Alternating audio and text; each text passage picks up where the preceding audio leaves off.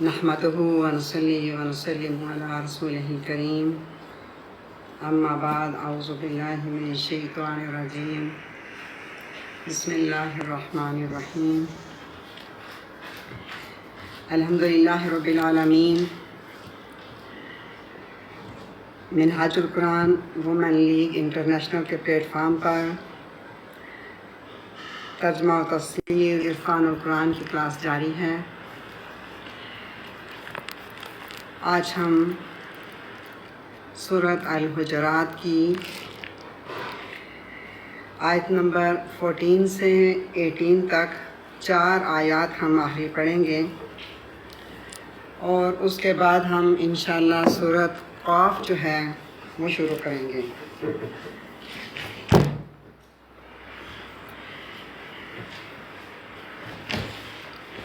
پچھلی کلاس میں ہم نے آیت نمبر 11، 12 اور 13 یہ آیات ہم نے پڑھی تھیں۔ ان میں سے ایک دو چیزیں ان کی توضیح وضاحت رہ گئی تھی۔ میں ذکر کر رہی تھی کہ غیبت پہ بات ہو رہی تھی، تو میں نے ذکر کیا تھا کہ غیبت کی چند جائز صورتیں بھی ہیں جن کا ذکر ہم آج اس کلاس میں کریں گے۔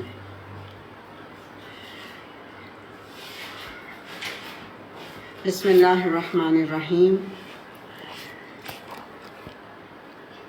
غیبت پہ ڈیٹیل بات جو ہے اس دن ہو گئی تھی۔ آج صرف اس کی چند جو جائز صورتیں ہیں وہ کون سی ہیں۔ بسم اللہ الرحمن الرحیم۔ اس کا ذکر جائز صورت کا ذکر جو ہے صورت یہ 6 پارے میں لا یحب اللہ الجہر، یہاں پہ شروع میں ہی اس کا ذکر بھی آیا ہے جائز کا، کہ اگر کسی کے ساتھ ظلم ہو رہا ہو تو وہ اس کے ظلم کا ذکر کر سکتا ہے۔ اس کے بعد اگر کوئی ظالم حکمران ہے اور اس نے ظلم کیے ہیں تو ان کا کھلم کھلا وہ قوم کا پیسہ کھایا ہو، بددیانتی کی ہو، تو اس ظالم حکمران کے خلاف بھی بولا جا سکتا ہے۔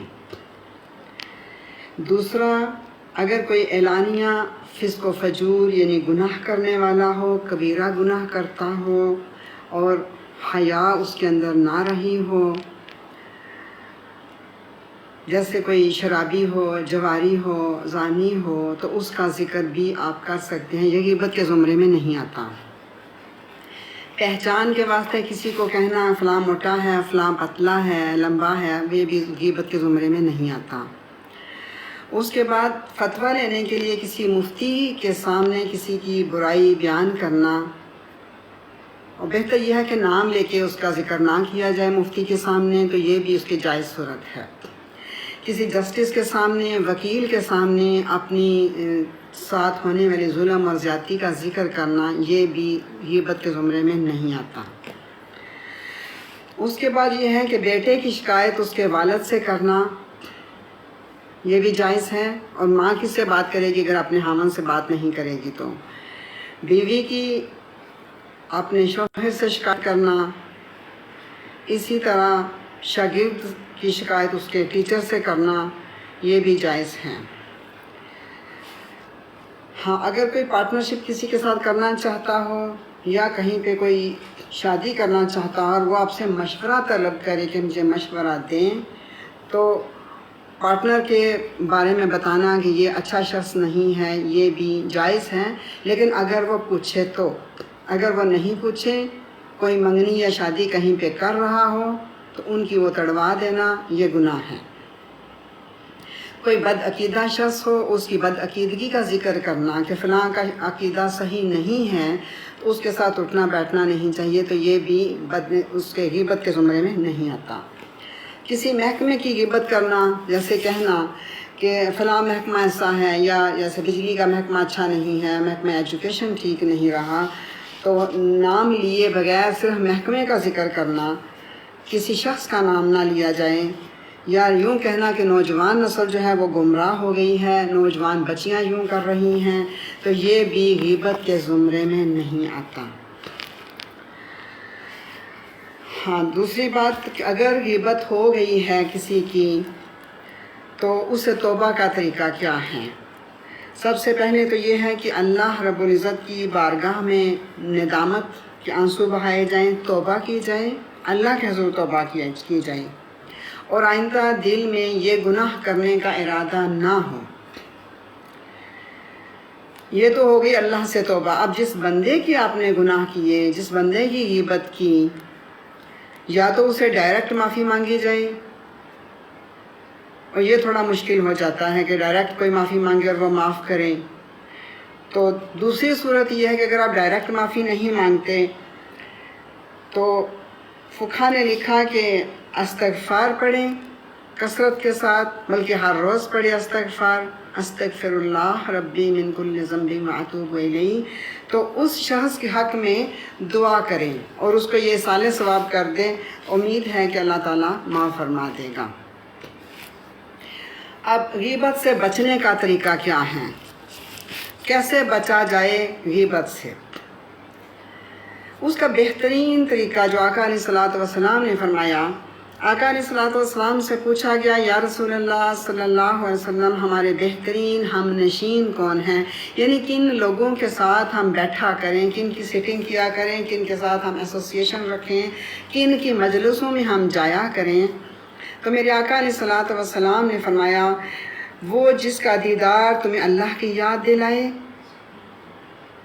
دوسری خوبی فرمایا جس کی گفتگو تمہارے علم میں اضافہ کر دے، اور تیسرا ہی فرمایا جس کا عمل تمہیں آخرت کی یاد دلا دے، ایسے لوگوں کی سنگت اور صحبت اختیار کی جائے۔ یعنی ایسے لوگوں کی سنگت اور صحبت سے بچا جائے، ایسی مجلسوں سے بچا جائے جہاں غیبت ہوتی ہے، جو لوگ غیبت کرتے ہیں، جو خواتین یہ کام کرتی ہیں، ایسی خواتین کے ساتھ ملنا جلنا کم رکھا جائے، اٹھنا بیٹھنا کم رکھا جائے۔ اگر رشتہ داری ہے تو رشتہ داری قائم رکھی جائے، لیکن آنا جانا کم رکھا جائے۔ سیدنا امام غزالی رحمۃ اللہ علیہ، آپ کی کتاب ہے کیمیائے سعادت، اس میں آپ فرماتے ہیں کہ ایسے شخص کی صحبت میں بیٹھنا جس کی محبت تمہاری دنیا کی محبت میں کمی کر دے اور تمہاری آخرت سے محبت بڑھا دے، ایسے شخص کی مجلس میں بیٹھنا 1000 رکعت نوافل پڑھنے سے افضل ہے۔ یعنی اگر آپ ایسی مجلس میں جاتے ہیں جس مجلس پہ آپ کو اللہ کا ذکر ملتا ہے، اللہ کی یاد ملتی ہے، فکر آخرت ملتی ہے، دنیا کی رغبت، دنیا کی محبت کم ہوتی ہے، آخرت کی محبت بڑھ جاتی ہے، قبر کی فکر بڑھ جاتی ہے، اللہ اور اللہ کے رسول صلی اللہ علیہ وسلم کی محبت بڑھ جاتی ہے، تو ایسی مجلس میں صرف آ کے بیٹھ جانا، کچھ نہ کریں، صرف بیٹھ جائیں اس مجلس میں آ کے، گھر میں بیٹھ کے ہزاروں رکعتیں نفل پڑھ لینے سے ایسی مجلس میں حاضر ہو جانا بہتر ہوتا ہے۔ کیوں؟ اس لیے کہ دلوں کو زنگ لگ جاتا ہے، تو صحبت جو ہے وہ زنگ دلوں کے اتار دیتی ہیں۔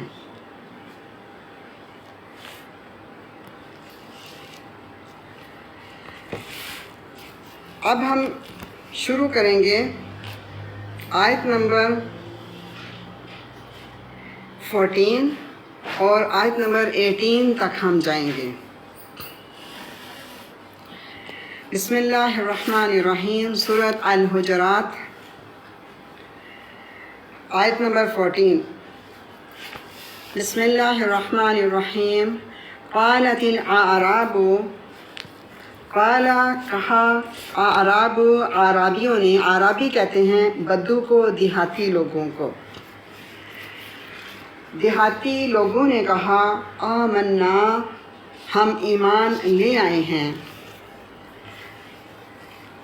قل لم تؤمنوا، قل فرما دیجئے، لم تؤمنوا، تم ایمان نہیں لائے ہو، ولیکن، لیکن کے معنی ہے لیکن، ولیکن لیکن، قولو، تم یہ کہو، اسلمنا، ہم اسلام لائے ہیں، ولما، اور جب کہ یدخل الایمان فی قلوبکم، وَلَمَّا لا کا معنی یہاں پہ نہیں، لَمَّا يَدْخُلِ الْإِيمَانُ ایمان داخل نہیں ہوا فی قلوبکم تمہارے دلوں میں. یعنی عربی آئے آقا علیہ الصلوۃ والسلام کی مجلس میں اور انہوں نے آ کے کہا کہ ہم ایمان لے آئے ہیں. اللہ پاک نے فرمایا انہیں فرما دیجئے کہ تم ایمان نہیں لائے ہو بلکہ تم تو اسلام لائے ہو. ایمان تمہارے دلوں میں داخل ہی نہیں ہوا تو پتہ یہ چلا کہ اسلام اور چیز ہے، ایمان اور چیز ہے. ایمان کا تعلق قلب کے ساتھ ہے کہ دل کے اندر ایمان داخل ہو جاتا ہے. تو اس پہ میں تھوڑی سی وضاحت کروں گی کہ اسلام کیا ہے اور ایمان کیا ہے اور ایمان کیسے ملتا ہے، پھر ہم آگے انشاءاللہ بڑھیں گے.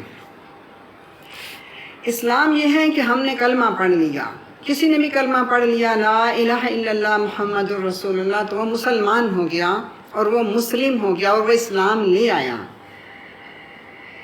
جبکہ ایمان صرف کلمہ پڑھ لینے کا نام نہیں ہے اور صرف کلمہ پڑھ لینے سے بندہ مومن نہیں ہو جاتا. اسی لیے اللہ پاک فرما رہا ہے کہ انہیں کہیں تم ایمان والے نہیں ہوئے، تم تو صرف اسلام لے کے آئے ہو. اب یہ صحیح بخاری کی میں حدیث کوٹ کر رہی ہوں. صحیح بخاری والیوم 1 اس کا جلد 1 ہے، پیج 14 اور حدیث کا نمبر ہے 15. اور امام بخاری رحمۃ اللہ علیہ نے اس چیپٹر کا نام، باب کا نام رکھا حب الرسول من الایمان، کہ حب رسول صلی اللہ علیہ وسلم ایمان ہے. یعنی اب بخاری شریف کی بات تو ہم سارے کرتے ہیں، امام بخاری کی بات بھی کرتے ہیں، لیکن یہ کبھی کسی نے غور کیا کہ آپ نے تو اس چیپٹر کا نام ہی یہ رکھا ہے کہ حب الرسول من الایمان، کہ حب مصطفیٰ، حب رسول صلی اللہ علیہ وسلم ہی ایمان ہے. میرے آقا صلی اللہ علیہ وآلہ وسلم نے فرمایا حدیث نمبر 15 لا یؤمن احدکم حتی اکون احب الیہ من والدہ وولدہ والناس اجمعین. فرمایا تم میں سے کوئی شخص اس وقت تک مومن کامل نہیں ہو سکتا جب تک احب الیہ میں اسے محبوب نہ ہو جاؤں، من والدہ وولدہ اس کے والدین سے بڑھ کے، اس کی اولاد سے بڑھ کے، والناس اجمعین اور پوری انسانیت سے بڑھ کے، جب تک میں اسے محبوب نہ ہو جاؤں وہ بندہ مومن کامل نہیں ہو سکتا. اسی حدیث کی شرح کرتے ہوئے امام مسلم نے صحیح مسلم میں لکھا وَالطلاق عدم الایمان علی من لم یحب هذه المحبہ. وہ فرماتے ہیں جس بندے کو اس درجے تک هذه المحبہ، اس درجے تک محبت نہیں ہے آقا علیہ الصلوۃ والسلام سے، جس کا اوپر ذکر ہوا وَالطلاق عدم الایمان، اس کے اوپر آپ ایمان والا یا مومن ہونے کا اطلاق نہیں کر سکتے. یعنی آپ یہ نہیں کہہ سکتے یہ بندہ مومن ہے. You cannot say use the word مومن for that person. یہ جائے کہ وہ کثیر نمازیں پڑھتا ہو، کثیر روزے رکھتا ہو، حج کرتا ہو، سب کچھ کرتا ہو، لیکن اگر اس درجے تک محبت اس کے دل میں آقا علیہ الصلوۃ والسلام کے ساتھ نہیں ہے تو آپ اس کے لیے لفظ مومن استعمال نہیں کر سکتے. یہ لکھا امام مسلم نے اسی حدیث کی شرح میں. اب وہ بندہ کیا ہے پھر؟ وہ مومن نہیں اسے کہہ سکتے تو پھر وہ کیا ہے؟ وہ پھر مسلم ہے، کیونکہ اس نے کلمہ تو پڑھا ہے. اب کلمہ پڑھ کے وہ اسلام لے آیا ہے، مسلم وہ ہو گیا ہے، لیکن ایمان والا نہیں ہوا. یہی بات اس آیت نمبر 14 میں اللہ رب العزت فرما رہا ہے سورۃ الحجرات میں کہ اعرابی کہتے ہیں آ کے کہ ہم ایمان لے آئے ہیں. اے حبیب مکرم صلی اللہ علیہ وسلم انہیں فرما دیجئے کہ تم ایمان نہیں لائے ہو کیونکہ ایمان تمہارے دلوں میں داخل ہی نہیں ہوا. تم اسلام لائے ہو۔ تو پتہ یہ چلا کہ ایمان قلبی کیفیت کا نام ہے، یہ دل کے اندر داخل ہوتا ہے بندے کی۔ صحیح بخاری کتاب الایمان اور حدیث کا نمبر ہے 6257۔ میرے آقا صلی اللہ علیہ وآلہ وسلم نے حضرت عمر فاروق رضی اللہ عنہ کا ہاتھ پکڑا ہوا ہے، اور حضرت عمر فاروق رضی اللہ عنہ اپنی محبت کا اظہار کرتے ہیں، عرض کرتے ہیں یا رسول اللہ صلی اللہ علیہ وسلم، آپ مجھے اپنی جان کے سوا ہر چیز سے زیادہ پیارے ہیں۔ یعنی آپ سے پیار تو ہے لیکن جان کے سوا پیارے ہیں، یعنی جان مجھے آپ سے زیادہ پیاری ہے۔ فرمایا میرے آقا صلی اللہ علیہ وسلم نے والذی نفس محمد بیدہ حتی اکون احب الیک من نفسک، فرمایا قسم ہے اس ذات کی جس کے قبضہ قدرت میں محمد کی جان ہے صلی اللہ علیہ وسلم، اس وقت تک تم مومن نہیں ہو سکتے جب تک میں تجھے اب تمہاری جان سے بڑھ کر محبوب نہ ہو جاؤں۔ حضرت فاروق رضی اللہ عنہ نے یہ سنا تو عرض کی فقال عمر فین آن، اب مجھے یا رسول اللہ صلی اللہ علیہ وسلم آپ مجھے اپنی جان سے بھی زیادہ پیارے ہیں۔ میرے آقا علیہ السلام نے یہ سنا تو فرمایا الآن یا عمر، اب عمر تمہارا ایمان مکمل ہو گیا ہے۔ تو پتہ یہ چلا کہ جب تک حب مصطفیٰ صلی اللہ علیہ وآلہ وسلم دل کے اندر عشق مصطفیٰ موجود نہ ہو تو بندہ مومن نہیں بن سکتا۔ اسی بات کو علامہ اقبال رحمۃ اللہ علیہ فرماتے ہیں، بڑا پیارا شعر ہے ان کا، فرماتے ہیں بجھی عشق کی آگ اندھیر ہے، بجھی عشق کی آگ اندھیر ہے، مسلمان نہیں یہ تو خاک کا ڈھیر ہے۔ یعنی جس مسلمان کے اندر عشق مصطفیٰ نہ ہو وہ مسلمان نہیں بلکہ خاک کا ڈھیر ہے۔ اب بندہ مومن پہ مشکلات آتی ہیں، پریشانیاں آتی ہیں، دکھ آتے ہیں، مسائل آتے ہیں،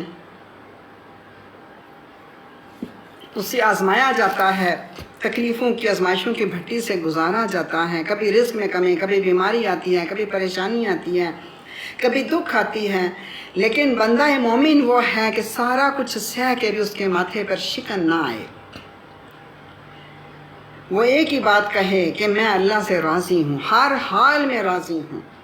رضیت باللہ ربا وبالاسلام دینا وبمحمد نبیا صلی اللہ علیہ وآلہ وسلم۔ جب وہ ہر دکھ پہ راضی ہو جاتا ہے جو اللہ کی طرف سے اس کے لیے آتا ہے تو وہ بندہ مومن ہوتا ہے۔ مومن کو آزمائش کی بھٹی سے گزارا جاتا ہے، تکلیفیں، آلام، مصائب اس پہ آتے ہیں، یہ تو انبیاء کی زندگی میں تکلیفیں اور پریشانیاں آتی رہی ہیں۔ حضرت ایوب علیہ السلام پہ کتنے مسائل آئے، صبر ایوب کتنا مشہور ہے، حضرت یعقوب علیہ السلام پہ کتنے دکھ آئے، اور نبیوں کو حضرت زکریا علیہ السلام کو آرے سے چیرا گیا، نبیوں کو جھنجھوڑ ڈالا گیا، وَزُلْزِلُوا زِلْزَالًا شَدِيدًا، شدید جھنجھوڑا گیا، حتیٰ کہ نبی بھی پکار اٹھے متی نصر اللہ، اللہ کی مدد کب آئے گی، امتیں پکار اٹھیں۔ تو یہ دکھ مسائل بندے کی زندگی میں آتے رہتے ہیں۔ جب بندہ ان سارے مسائل کی بھٹی سے گزر جاتا ہے اور پھر بھی یہ کہتا ہے کہ اے اللہ میں راضی ہوں تیرے رب ہونے پر، اسلام کے دین ہونے پر، اور محمد مصطفیٰ صلی اللہ علیہ وسلم کے نبی ہونے پر میں راضی ہوں، جب بندہ راضی بے رضا ہو جاتا ہے تو پھر وہ بندہ مومن بن جاتا ہے۔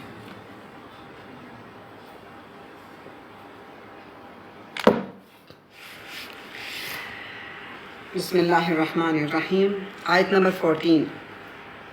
وَإِن تُطِيعُوا اللَّهَ، اگر تم اطاعت کرو اللہ کی، وَرَسُولَهُ، اور اس کے رسول کی، لا یلدکم من اعمالکم شیئا، تو تمہارے لا یلدکم کمی نہیں کی جائے گی، من اعمالکم تمہارے اعمال کے ثواب میں سے، شیئا کچھ بھی کم نہیں کیا جائے گا۔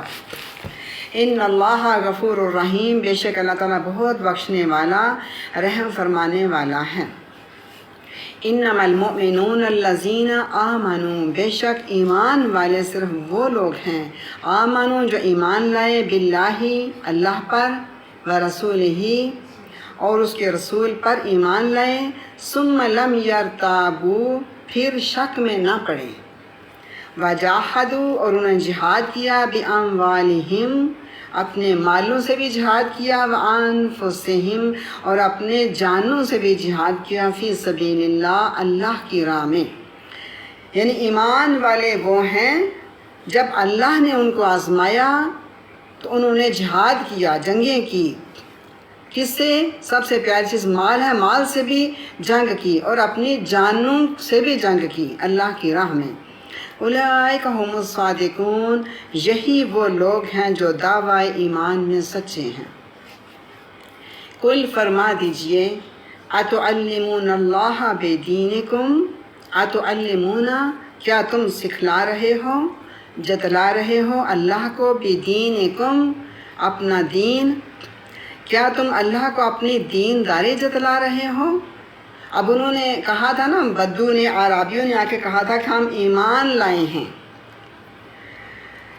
اللہ نے فرمایا انہیں فرما دیجئے کیا اللہ کو جتلا رہے ہو کہ ہم ایمان لائے ہیں؟ کیا اللہ کو نہیں پتہ تم ایمان لائے ہو یا اسلام لائے ہو؟ اللہ نہیں جانتا، تم جتلا رہے ہو۔ واللہ یعلم ما فی السماوات وما فی الارض، اللہ جانتا ہے جو کچھ آسمانوں میں ہے اور جو کچھ زمین میں ہے۔ واللہ بکل شیء علیم، اللہ ہر چیز کا خوب علم رکھنے والا ہے۔ یمنون علیک، مننا کہتے ہیں احسان کو، یمنون علیک یہ آپ پر احسان جتلاتے ہیں اے حبیب مکرم صلی اللہ علیہ وآلہ وسلم، ان اسلموا کہ یہ اسلام لائے ہیں۔ قل فرما دیجئے، لا تمنوا نہ احسان جتلاؤ، علیہ مجھ پر، اسلامکم اپنے اسلام لانے کا مجھ پر کوئی احسان نہ کرو، بل اللہ بلکہ اللہ تعالیٰ یمن علیکم اللہ تم پر احسان جتلاتا ہے، احسان فرماتا ہے، ان ہداکم کہ اس نے تمہیں ہدایت دی ہے، للایمان ایمان کے ساتھ۔ یہ تو اللہ کا تم پہ احسان ہے کہ اللہ نے تمہیں ہدایت دی ہے، تم اٹھ کر خود احسان جتلا رہے ہو اللہ پر، اللہ کے رسول پر کہ ہم ایمان لے آئے ہیں۔ یہ اللہ کا احسان ہے جو اس نے تمہیں ایمان کا رستہ دکھایا۔ ان کنتم صادقین، اگر تم سچے ہو دعوی ایمان میں۔ تو ہمیں بھی اللہ پاک کا شکر ادا کرنا چاہیے، صبح شام شکر ادا کریں، لاکھوں بار، کروڑ بار، ان گنت مرتبہ، لا تعداد مرتبہ۔ اللہ پاک کا یہ شکر ہے کہ اس نے ہمیں دین دیا، دین اسلام دیا، ہمیں آقا علیہ الصلاۃ والسلام نبی کی صورت میں دیے، اور اللہ نے اپنی رضا دی، اللہ نے اپنے محبوب کی محبت عطا فرمائی، اللہ نے ہمیں مومن گھرانوں میں پیدا کیا، مومن گھروں میں پیدا کیا، اللہ نے ہمیں اسلام دیا، دین دیا، کلمہ توحید دیا، اپنی توحید عطا فرمائی۔ ہمیں اس بات پر اللہ کا شکر ادا کرتے رہنا چاہیے۔ ان اللہ بے شک اللہ تعالیٰ یعلم جانتا ہے، غیب السماوات غیب میں چھپی ہوئی چیز جو نظر نہ آئے اسے غیب کہتے ہیں، ان سین چیز، ہڈن چیز۔ اللہ جانتا ہے جو کچھ غیب ہے، جو چھپا ہوا ہے آسمانوں میں، والارض اور زمین میں، واللہ اور اللہ تعالیٰ بصیر خوب دیکھنے والا ہے، بما تعملون جو کچھ تم کرتے ہو۔